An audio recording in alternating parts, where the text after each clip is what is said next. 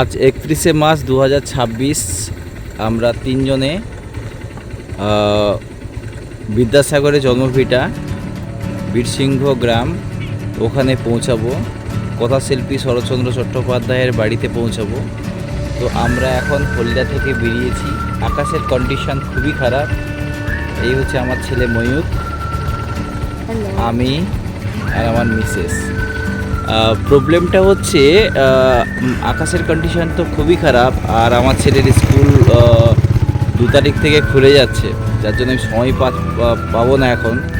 তো ও যখন ক্লাস 3-তে ছিল তখন বিদ্যাসাগরের একটা গল্প ছিল, ইংরেজি সংখ্যা চেনা। তো ওর বুঝতে এতটাই অসুবিধা হচ্ছিল যে মানে এক্স্যাক্টলি বিদ্যাসাগর মহাশয় কতটা পণ্ডিত ছিলেন এবং কী করেছিলেন। তো সেই রেসপেক্টে ওকে ওই মহান ব্যক্তি কাছে পৌঁছানোর জন্য আমরা হলদিয়া থেকে সবে বেরোলাম। এখন সকাল 7টা বাজে। Thank you. এরপরে আমরা পুরো রাস্তায় যাব। এরপরে আমরা যে কোনো ট্যুরে গেলে অ্যাকচুয়ালি বাইকে দুজন যাওয়াটাই সেফ। বাচ্চাটা যেহেতু 10 ইয়ার্সের বিলো, একে ছেড়ে যাওয়া সম্ভব নয়, আর কমিউনিকেশান প্রবলেম হয়, যার জন্য আমরা বাইক ইউজ করছি। তো রাস্তায় যেতে আমরা ডাব খাবো, আমরা টিফিন করব, আমরা লাঞ্চ করব, এভরিথিং রাস্তা যেতে যেতে দেখব, এবং আমরা বিভিন্ন নদ নদী সম্পর্কেও বুঝবো, আর ঘাটাল মাস্টার প্ল্যানটাও আমরা দেখে আসবো। ঠিক আছে, ওকে। নেক্সট অতিক্রম করলাম সর্বোপরি প্রায় 3:30 বাজে।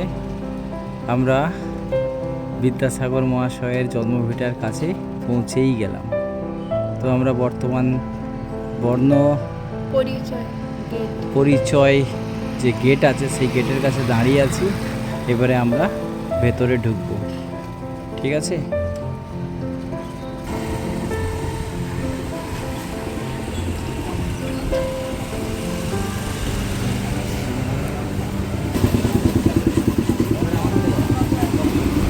এই রাস্তা ধরে প্রায় 5.1 কিলোমিটার সামনের দিকে আরও যেতে হবে। এখনও প্রতীক্ষার অবসান ঘটছে না।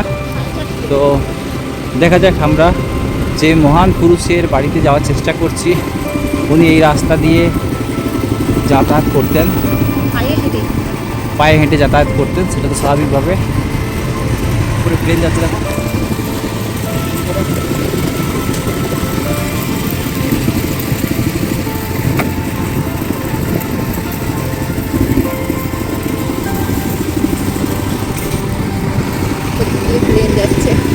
আমাদেরকে স্বাগত জানানোর জন্য উপর থেকে একটা প্লেন পাস করলো। অপূর্ব দৃশ্য, পজিটিভ সিম্বল। তো যে রাস্তা দিয়ে ঢুকছি সেই রাস্তার আশেপাশের পরিবেশ দেখুন। এখন ঘর বাড়ি সেরকমভাবে ডেভেলপমেন্ট হয়ে ওঠেনি। তো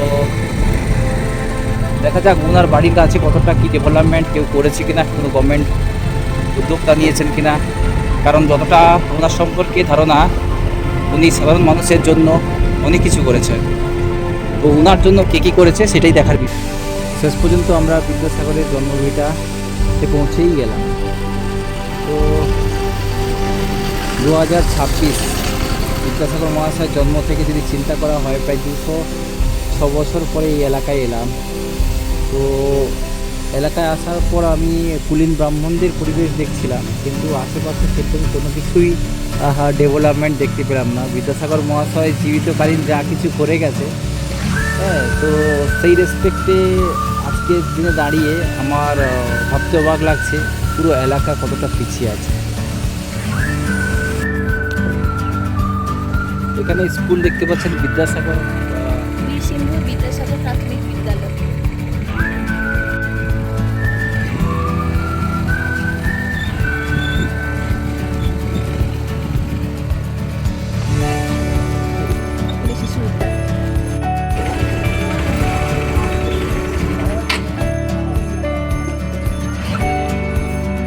আমরা গেটের কাছে পৌঁছে গেছি।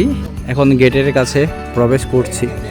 তবে এখানে জুতো পরে ঢোকা নিষিদ্ধ রয়েছে, তো জুতো খুলে আপনাদেরকে এখানে প্রবেশ করতে হবে। তো এখানে কতগুলো মাইলস্টোন কন্টিনিউ সাজানো রয়েছে, যেখানে স্টেপ বাই স্টেপ কিছু ইনফরমেশান পাস করেছে। যেমন সংস্কৃত কলেজের অধ্যক্ষ হয়েছিলেন উনি 1851-তে হয়েছিলেন। বেতাল পঞ্চবিংশ করেছিলেন। এটা এই মুহূর্তে পশ্চিমবঙ্গ সরকার ভাটার ব্লক এটাকে সংস্করণ করেছেন।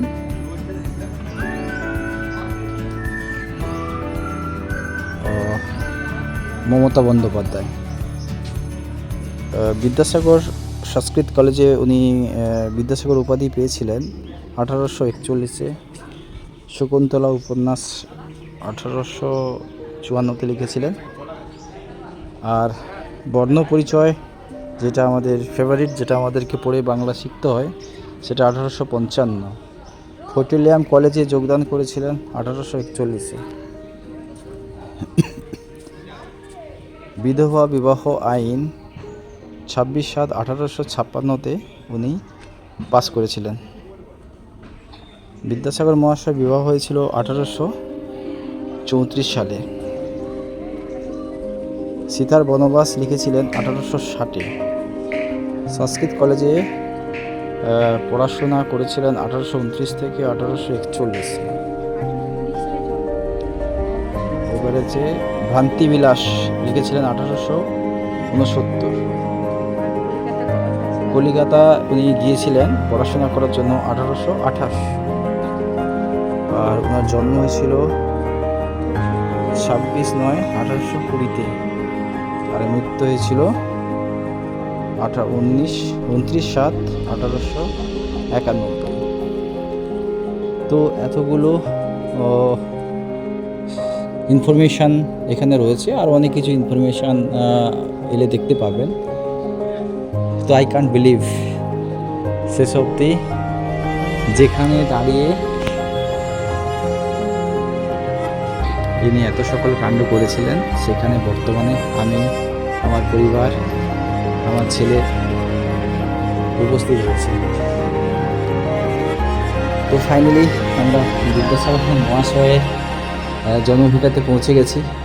খুব পরিশ্রম করতে হয়েছে, বাইকে করে এসেছি। তো ভাবতে অবাক লাগে, যিনি এত লড়াই করেছেন স্বজাতির সাথে, তিনি একজন ব্রাহ্মণ হয়ে, কুলীন ব্রাহ্মণ হয়ে, তারই বাকি কুলীন ব্রাহ্মণরা যেভাবে মহিলাদের উপরে অত্যাচার করতেন, অনেক কিছু যা কিছু করেছিলেন, তার মনে হয় ইনি যদি না থাকতেন আজও আমরা অন্ধকারেই থাকতাম। তো ইনি এত পণ্ডিত ছিলেন যে সংস্কৃত যে শিক্ষাদান পদ্ধতি ছিল, যেটা সাধারণ মানুষের পক্ষে পড়াশোনা তাকে বোঝা খুবই কষ্টদায়ক ছিলেন। তো উনি এত কঠিন একটা সংস্কৃত ভাষাকে বাংলা ভাষাতে সবাইয়ের কাছে বোধগম্য করেছিলেন। তো ভাবতে অবাক লাগছে। তোমার কি মনে হয়, আজকে তুমি যে মহিলা, যে অধিকার নিয়ে বেঁচে আছো, তুমি যদি না থাকতো তাহলে তৈরি হতো না, মেয়েদের তো পড়াশোনা তো হতো না। তারপরে যখন সতীদাহ প্রথা অবলম্বন করেছিলেন লর্ড ক্লাইভের সহযোগিতায় রাজা রামমোহন রায়, তখন সতীদাহ তাও লুকিয়ে লুকিয়ে হতো। তো সবচেয়ে বড় ব্যাপার, যখন সতীদাহ প্রথা বন্ধ হলো, কিন্তু একাধিক বিবাহ প্রথা কিন্তু বন্ধ ছিল না। তখন কুলীন ব্রাহ্মণেরা তারা ইচ্ছাকৃতভাবে তারা কিন্তু বহু বিবাহের মধ্যে যুক্ত হয়েছিল। তো ফলে কী ফলে ওই ব্যক্তিটা কোনো কারণে যদি মারা যেত, তখন সতী করা হতো না, কিন্তু বিধবার সংখ্যা কিন্তু দিনের পর দিন বাড়ছে। তো ব্যাপারটা রয়েছে বিদ্যাসাগর মহাশয়ের বাবা এই ঘরেই বসে, এইখানেই বসে উনি ওনার ছেলেকে বলেছিল যে আচ্ছা, শাস্ত্রে কোথাও কি লেখা আছে, আমাদের শাস্ত্রে কোথাও কি লেখা আছে যে এই যে বিধবাদের জন্য কিছু কি উপায়, তখন বিদ্যাসাগর মহাশয় দিন রাত শাস্ত্র পড়াশোনা করেছিলেন এবং ওখান থেকে তিনি 3খানা রাস্তা দর্শন করেছিলেন, দেখিয়েছিলেন। তো ফাইনালি শাস্ত্রে যে সকল মহিলাদের বিয়ে হয়েছে, তাদের স্বামী মারা গেছে, দ্যাট ইজ বিধবা, সে পুনরায় বিয়ে করতে পারে।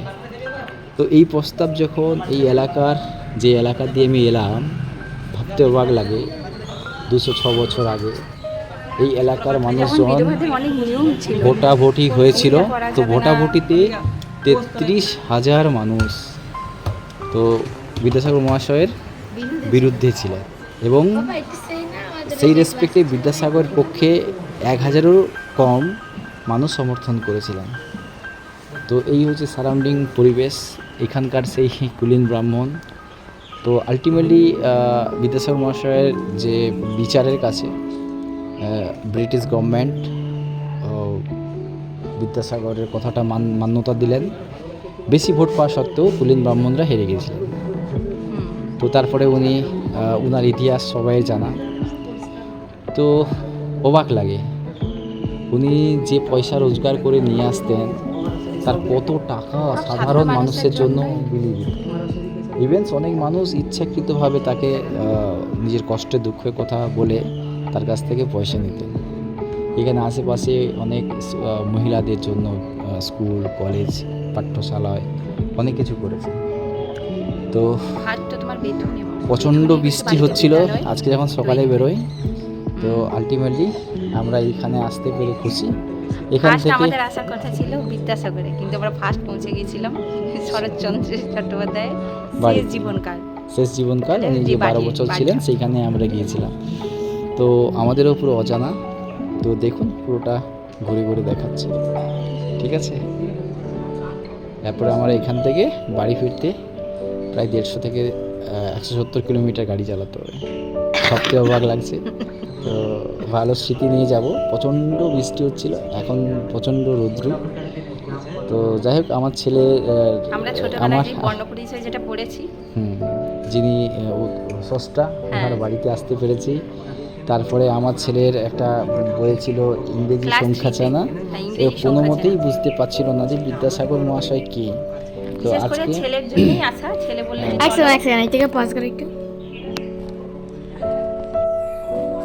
চলো এই কুটিরে, চলো কি আছে দেখি। আমি তো আমার বক্তব্য রাখলাম। কোথায় যাবে, কোথায়? বিদ্যাসাগর মহাশয় তার মায়ের কোলে বসে আদর খাচ্ছে।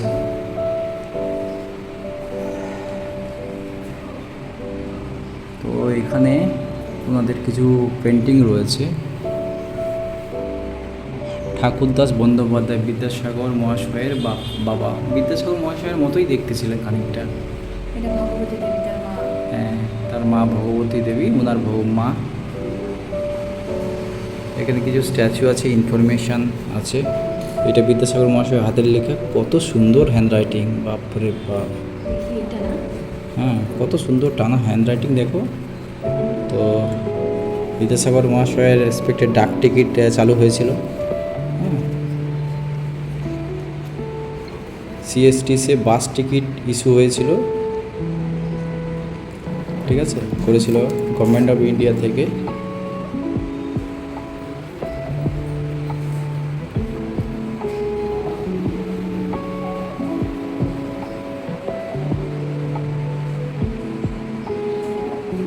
ভ্রান্তিবিলাস, অক্ষণ মঞ্জুরি, কিছু কিছু নোটিফিকেশান এখানে দেওয়া হয়েছে, তারই সব চিত্র সুন্দর সাজিয়েছি আপাতত এখানে।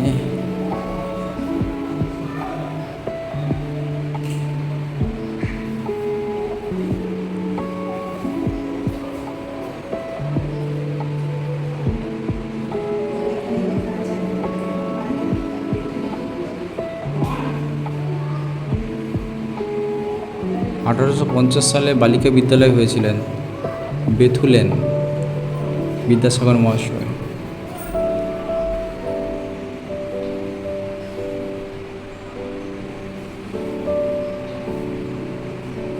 শ্মশানে মরদেহ বিদ্যাসাগর মহাশয় যখন মারা গিয়েছিলেন তখন সতীর্থরা তাকে নিয়ে বসেছিলেন।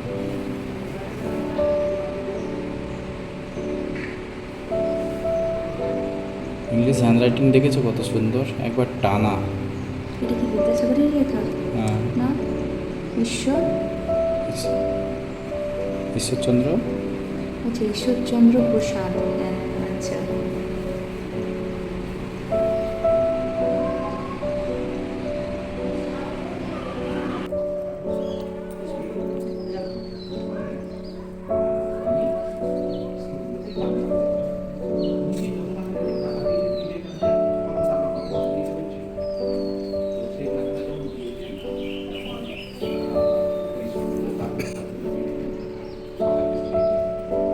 গীতাঞ্জলি।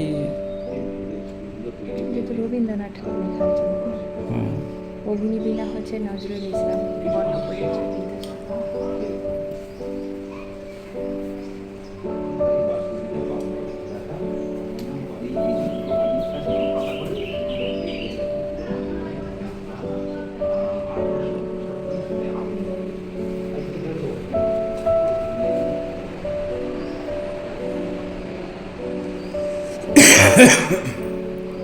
সংস্কৃত কলেজের প্রফেসর হয়েও ইংরেজিতে কতটাই দক্ষ ছিলেন।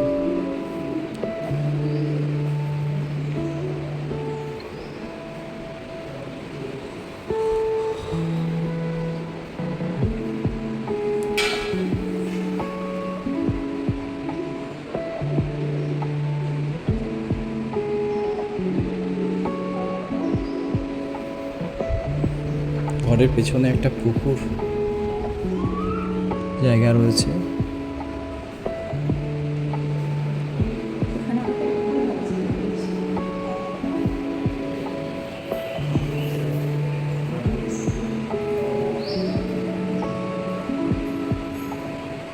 সংক্ষিপ্ত জীবন পঞ্জলি একটু পজ করে দেখে নেবেন, ডিটেলস এখানে আছে। তো এক্স্যাক্টলি তিনি কেমন ধরনের ব্যক্তিত্ব ছিলেন সেটাও স্পষ্ট এখানে উল্লেখ করেছেন।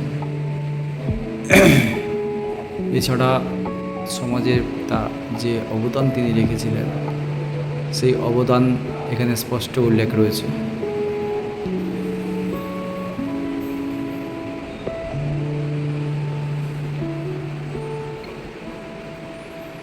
বিদ্যাসাগর মহাশয় ব্যবহৃত মানি পার্স। প্রিয়াঙ্কা, বিদ্যাসাগর মহাশয় এই মানি পার্স ব্যবহার করতেন।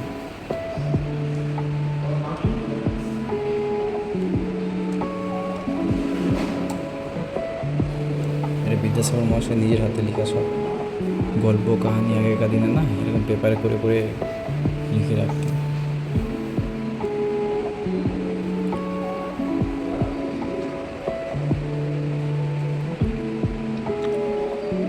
সমুদ্র থেকে প্রবাল কিট সংগ্রহ করে গেছিলেন। মায়ের অলিঙ্গার ছবি কত সুন্দর।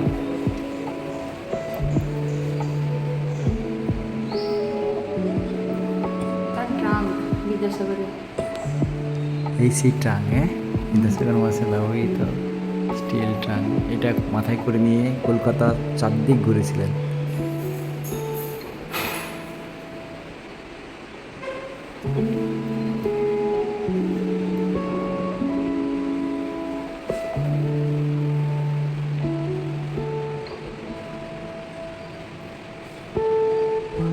কত বই।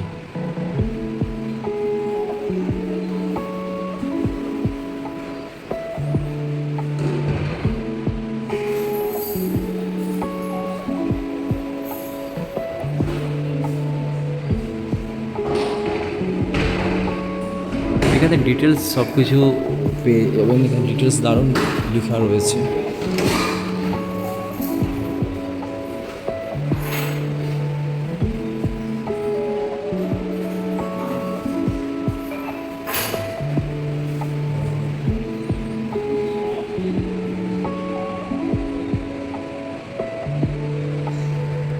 আচ্ছা, এখানে যে কুলীন ব্রাহ্মণদের পরিবার কোথায়?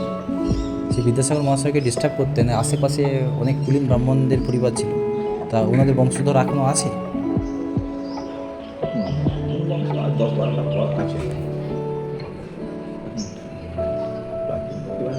পুরনো সব অনেকেই কলকাতা বা চাকরি সূত্রে বাইরে চলে গেছেন, অনেকেই আছে গ্রামের ভিতরে।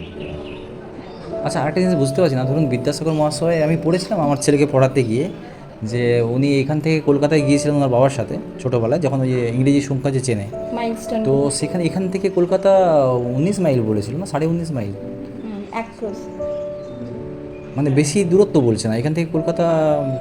কতটা এখান থেকে? কলকাতা এখান থেকে একটা সোজা রাস্তা আছে, তখনকার দিন তো বড় রাস্তা ছিল না, হ্যাঁ মাটির আল ধরে জমির আল ধরে রাস্তা করে নিয়ে সোজা একটা করে নেওয়া হতো। এই যে এখান থেকে সোজা এই দিকে পূর্ব দিকে তো কলকাতা আমাদের ওই দিকে, হ্যাঁ তো সোজা করে গিয়ে ওই তারকেশ্বরকে পাশে রেখে ওই এখান থেকে খানাকুল, হ্যাঁ আমরা কোথা থেকে আসেন? হলদিয়া থেকে। হ্যাঁ? হলদিয়া। হলদিয়া, হ্যাঁ এই দিকটা জানবেনি। আচ্ছা, তারকেশ্বরটা জানেন? হ্যাঁ তারকেশ্বরের একটু ডান দিকে চাপাডাঙ্গা তারকেশ্বর আছে, ওইখানে ওনারা দামোদর নদী পার হতেন এইদিকে সোজা করে। আর এই তারকেশ্বরটা এদিকে ঘুরে রাস্তা আরামবাগের ওই দিক থেকে ঘুরে গিয়ে তারকেশ্বরটা ওই কোণে পড়বে। কাজে এইদিকে সোজা করে গিয়ে ওখানে দামোদর নদী সাঁতরে, সকালের সাঁতরে নয়, নৌকো করে পার হতেন। পার হওয়ার পর শিয়াখালা, মাহেশ, না চাপাডাঙ্গা, সিয়াখালা নামটা শুনেছি। শিয়াখালাতে ওইদিকেই যেতেন আর কি। ওই সালকিয়া, ওই শিয়াখালা থেকে সালকিয়া একটা তখন ইট বিছানো রাস্তা ছিল, ওইটাই হলো বাঁধা রাস্তা, ওর গায়ে মাইলস্টোন ছিল। হ্যাঁ। ওই মাইলস্টোন দেখে বিদ্যাসাগর মশাই 1 থেকে 10 পর্যন্ত শিক্ষা শিখেছিলেন। হ্যাঁ হ্যাঁ আর ওইটাই 18-19 কিলোমিটার হ্যাঁ। ওই রাস্তাটা পায়ে হেঁটে যেতে আর কি। তো তার একটা ছক এই যে আমার এখানে বাংলাতে করা রয়েছে, আর ভেতরে একটা ইংরেজিতে করা রয়েছে ওই হাঁটাপথের নকশা। আচ্ছা আচ্ছা আচ্ছা, ওই বীরসিংহ গ্রাম থেকে কীভাবে যেতে হবে? হাঁটাপথের নকশা, 16 এই যে ওই আচ্ছা আচ্ছা কোন দিকে যেতে নেবে। হ্যাঁ এইটা কি বাড়ি ছিল? এটা কি না না, এইগুলো কোনোটাই বসবাসের বাড়ি নয়, এগুলো পরে তার স্মৃতি রক্ষার্থে তৈরি হয়েছে, সরকার থেকে এগুলো করেছে। তার বসবাসের বাড়ি ছিল মাটির বাড়ি, খড়ের চাল, মানে এখানেই ছিল? এই জায়গাতেই ছিল। সেটা আজ থেকে 150 বছর আগে আগুন লেগে নষ্ট হয়ে গেছিল। শুধু ভূমিটা ছিল। জেলা শাসক উদ্যোগ নিয়ে এই যে বিল্ডিংটা এটা তৈরি করে দিয়েছিলেন 1940-এ। 1940-এ এই বিল্ডিংটা তৈরি করে দিয়েছিলেন, আজ থেকে 80-85 বছর আগে সেই বিল্ডিংটাই ছিল। আর 2018-তে এই মাটির বাড়ির আদলে 3টে কংক্রিটের বাড়ি তৈরি হয়েছে। বিদ্যাসাগর মশাইয়ের মাটির বাড়ি ছিল, সেই আদলে 3টি মাটির বাড়ি তৈরি করা হয়েছে। এটা বর্তমান সরকার করেছে, মমতা বন্দ্যোপাধ্যায়। আমলে এইটি তৈরি হয়েছে। এগুলিও ভালো, অনেক কিছু মানুষ আসছেন দেখছেন। তো প্রতিটা স্মারক দিয়ে, বিদ্যাসাগর স্মারক দিয়ে সাজানো আছে। যেমন এদিকে রুমটাতে ওই মডেলের মাধ্যমে ওনার জীবনের কর্মকাণ্ডগুলি তুলে ধরা হয়েছে। এই রুমটাতে আছে ওনার চিঠিপত্রের কপি, সার্টিফিকেট, এগুলো যেমন আছে। মায়ের করে শিশু বিদ্যাসাগরের একটা মডেল দেখতে পাবেন, হ্যাঁ। এটা আছে। আর সেদিকে রুমে একটা উলের উপর বিদ্যাসাগরের মূর্তি আছে, কিছু মডেল আছে, এগুলি এখানে আছে। আর এই রুমটাতে ওনার ব্যবহার করা কিছু জিনিসপত্র আছে, যেমন ওনার ব্যবহার করা বইগুলি নতুন করে বাঁধানো আছে। ওনার একটা ট্রাঙ্ক আছে ব্যবহার করা, মানি ব্যাগ, পেপার ওয়েট, এক পাটি বাঁধানো দাঁত, প্রাচীন পুঁথি, ওনার সংগ্রহ করা সামুদ্রিক জীবাশ্ম, এগুলি সব মানে ওনার কি দাঁত ছিল না লাস্টের দিকে? দাঁত বয়সের দাঁত বাঁধিয়েছিলেন। আচ্ছা। এক পাটি দাঁত কলকাতা সংস্কৃত কলেজে আছে, আর এক পাটি এখানে রাখা আছে, সংগ্রহ করে রাখা আছে। এইগুলি এখানে আছে। খুব বেশি জিনিস কিছু এখানে নেই, কারণ বিদ্যাসাগরের যে বাড়ি, সে বাড়ি তো সব নষ্ট হয়ে গেল। যেমন এখানের বাড়ি আগুন লেগে পড়ে যাওয়ার পর বিদ্যাসাগর মশাই 20 বছর এখানে আসেননি। এক নম্বর কলকাতার বাড়ি যে বাদুর বাগান বাড়ি, ওই বাড়িটাও বিক্রি হয়ে গেল। 3-4 জনের হাত ফেরত হওয়ার পর সরকার অধিগ্রহণ করেছেন, ওই বাড়ি আছে। আবার কারমাটারে যে যেতেন, কারমাটারের যে বাড়ি বিদ্যাসাগর মশাই, সে বাড়িও বিক্রি হয়ে গেছিলো। তারপরে এখন সরকার অধিগ্রহণ করেছে, বাড়িটি এখন সরকারি অধিগ্রহণে রয়েছে। আর যা কিছু মেরামত হয় সরকার বেশিরভাগটা এই বিল্ডিংয়ের কাজ বা রং টং তৈরি করা, দেয়া, এইসব এগুলি হয়। আর আমাদের এখানে একটা কমিটি আছে, বিদ্যাসাগর স্মৃতি রক্ষা কমিটি। তারা ওই মানে ছোটোখাটো কাজগুলো তৈরি হয়েছে, বিদ্যুতের ব্যবস্থা, ছোটোখাটো রং করা, আর কোনো অনুষ্ঠান করা, এইসব কাজগুলো সব করে। তারপরে আমাদের এখানে একটা বিল্ডিং ডেভেলপমেন্ট অথরিটি তৈরি হয়েছে, তারা এই কাজের সঙ্গে যুক্ত, তারা এগুলো দেখেন। মানে বিদ্যাসাগর মহাশয়ের বাবা, তার মা এইখানেই ছিলেন, এইখানেই উনি হয়েছেন। কলকাতাতে উনি চাকরি করতেন, কিন্তু যা মানুষের জন্য, এখানকার মানুষের ডেভেলপমেন্টের জন্য প্রথমে উনি অনেক কিছুই করেছেন, তাই তো? এই চত্বর সেই রেসপেক্টে আমরা আসার সময় দেখলাম মানে সেরকম ডেভেলপমেন্ট এখনও 206 বছর হয়ে গেল প্রায় জন্ম থেকে তৈরি ধরে, সেরকম এখনও কোনো ডেভেলপমেন্ট আমি দেখতে পেলাম। যেভাবে মানুষ সেগুলো হয়নি, আরও এখানকার মানে এত ফেমাস একটা ব্যক্তিত্ব, যার লড়াই। কিন্তু মাঝে এইখানটা যদি দেখতে পাচ্ছেন, এই ঘাটটা দীর্ঘদিন মানে বন্ধ ছিল। এই সরকার আসতে বেশ কিছু চিন্তা করতে যে বাড়িগুলো ছিল না, এখন বাগান করা হতো অবশ্যই, কিন্তু বাড়িগুলো ছিল না, বাড়িগুলো এবার নতুন করে এই রাস্তা তারপরে এই যে সাজানোর কাজ বা মাইল এই সাজানো কাজ, যখন একটা পার্ক তৈরি করা, মানুষ আসলে কিছুক্ষণ বিশ্রাম নেবে, 2-3খানা পার্ক তৈরি হয়েছে এই গ্রামে, এইগুলো সব করা হয়েছে সরকারের আমলে হয়েছে।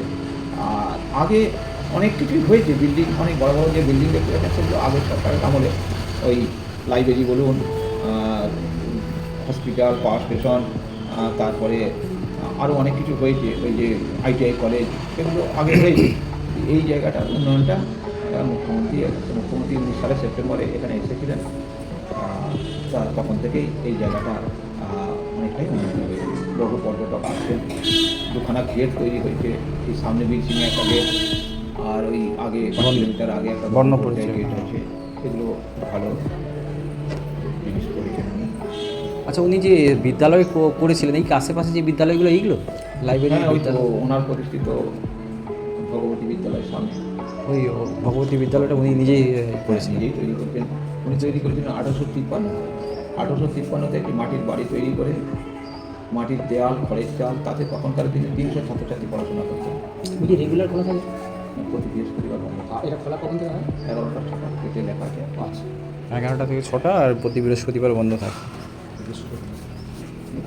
হ্যাঁ, বলো। বলছি ওখানে কি ওই যে ক্রিস্টালটা আছে ওটা কি সত্যিকার রিয়েল ক্রিস্টাল? ক্রিস্টাল? ওকে।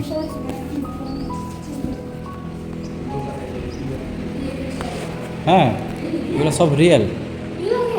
হ্যাঁ, এটা শৈবাল, এগুলো সমস্ত সমুদ্রতে উনি যখন গিয়েছিলেন, হ্যাঁ ওটা হ্যাঁ দীঘা আছে না, প্রবাল, ওখানে বিভিন্ন পাথর থাকছে। এটা কি এর মধ্যে এইগুলো কি ক্রিস্টাল? হ্যাঁ, এটা ক্রিস্টাল। এগুলো বিদ্যাসাগর যখন যে ছোট বিদ্যাসাগর মশাই দাঁত কোথায় কোথায় গো?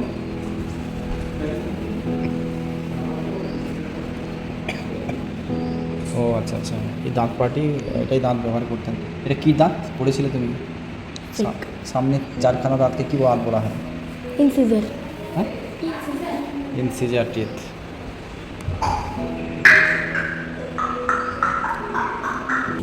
তো বিদ্যাসাগর মহাশয় এখান থেকে কলকাতায় পায়ে হেঁটে কী করে যেতেন? বিশৃঙ্গ গ্রাম টোটাল হচ্ছে, তারপরে হচ্ছে কি দীর্ঘ গ্রাম, মনসুখা, পিলখা, পাতুল, হেলান, দীর্ঘরুই, ওল দিগরুই, শ্যামপুর, ডিভুর সুট, দামোদর নদ অতিক্রম করতেন, তারপরে রাজ বলহাট 36 নম্বর রুট হয়ে কলকাতা,